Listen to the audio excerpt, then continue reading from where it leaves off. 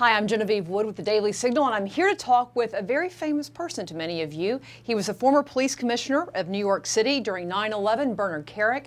But what many of you may not know is that in 2007, 2008, Bernard Kerik actually went to prison himself. And now he's written a book to talk about what he's seen from both sides. Thank you for being here with us. Thank you. Your book is called From Jailer to Jailed. Most people know you, I'm sure many of our viewers, from the great work you did following 9/11 and what happened in New York City. You were certainly a man who was tough on crime, and many people admired you for that. Then what happened? In 2004, I was nominated by President Bush to take over the U.S. Department of Homeland Security. As a result, there was 5 years of state and federal investigations in which I ultimately had to plead guilty to false statements and tax charges, primarily related to my children's nanny and some apartment renovations. And I was sentenced to 48 months in federal prison. I served 3 years and 11 days. You write in the back of your book, you quote somebody that was a fellow inmate who said, "This is like dying with your eyes open." Is that what you experienced?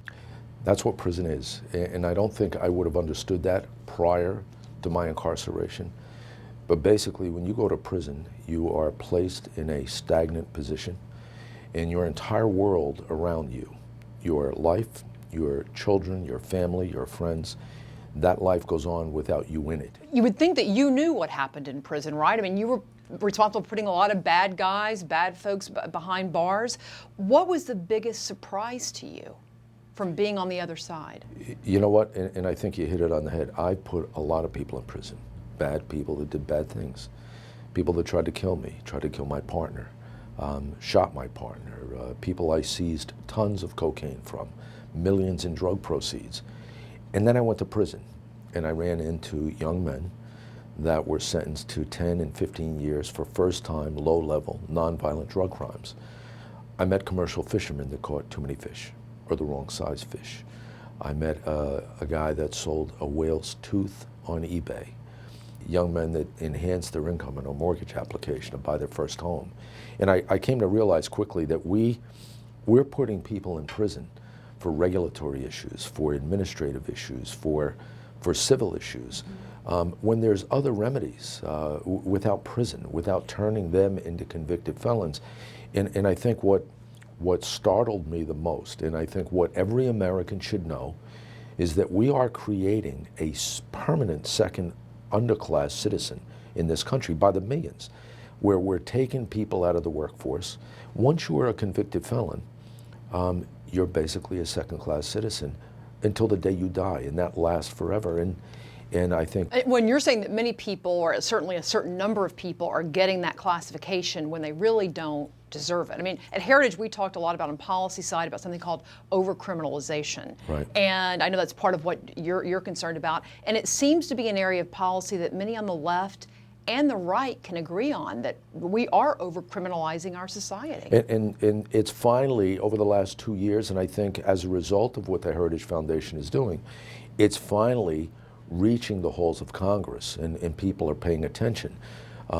This has been happening over the past 30 years, but I think over the last few years, it's started to get some real bipartisan support, and I strongly believe that going into the 2016 election, it's going to be extremely important for the next president, whoever that is, no matter what side of the aisle they come from.